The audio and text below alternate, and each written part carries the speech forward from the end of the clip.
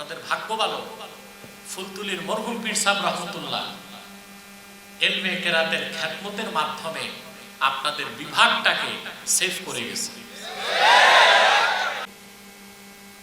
ছাত্রদের মন মস্তিষ্কে যেন ইসলামের নূর প্রবেশ না করে পরিকল্পিতভাবে সারা দেশে কিন্ডারগার্টেন করা হয়েছে।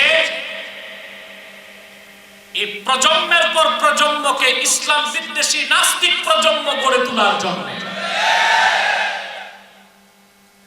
কি উদ্ভট একটা কালচার।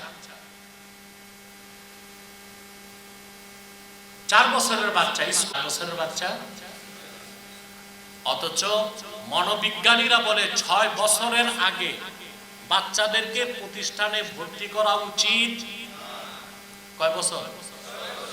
এর আগে তাদের স্কুলে দেওয়া যাবে না। তারা খেলাধুলার মাধ্যমে যতটুকু শিখতে পারে,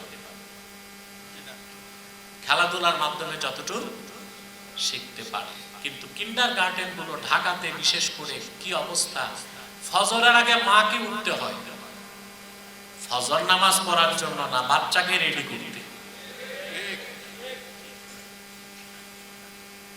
স্বামী বেচারা আহাম্মক আছে ঘুমে, মা রেডি হয়ে গোছগাছ করে বাচ্চাকে ঘুম থেকে টেনে উঠায়া, বাচ্চা কাঁদতেছে, মুখ টুক ধোয়া ড্রেস পরায়া, ও কিছু খেতে চায় না, ডিম আমলেট মামলেট এগুলো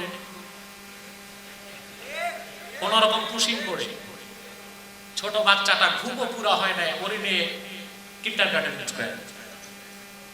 অথচ আমাদের সংস্কৃতি ছিল বাংলা ফজরের পর কচি কাঁচা বাচ্চারা মসজিদের মক্তবে যে কোরআন তেলাওয়াত শিখত। সে কালচারটা নষ্ট হয়ে গেছে। আপনাদের ভাগ্য ভালো, ফুলতুলির মরহুম পীর সাহেব রহমতুল্লাহ ইলমে কেরাতের খেদমতের মাধ্যমে আপনাদের বিভাগটাকে সেভ করে গেছে।